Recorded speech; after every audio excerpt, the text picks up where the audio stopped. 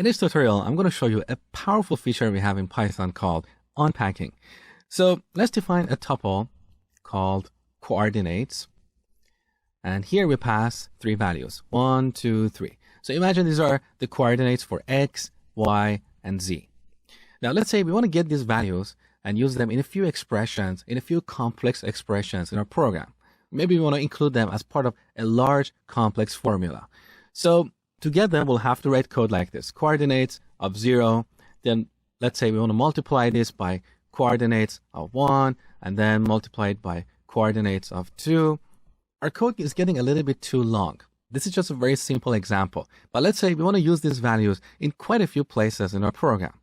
So a better approach is to get these values and store them in separate variables. Like we can get coordinates of 0 and store it in x. Then we get coordinates of 1 and store it in y.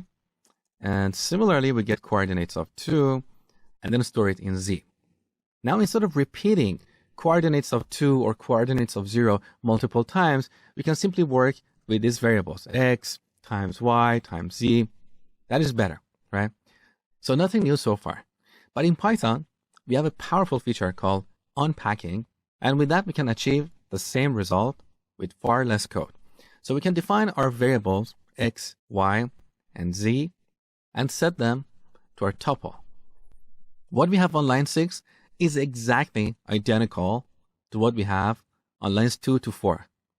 So this is a shorthand to achieve the same result. So let me delete this and explain how this code works. When Python interpreter sees this statement, it will get the first item in this tuple and assign it to this variable. Then it will get the second item in this tuple and assign it to the second variable. And similarly, it will get the third item in this tuple and assign it to the third variable we have here. So we are unpacking this tuple into three variables.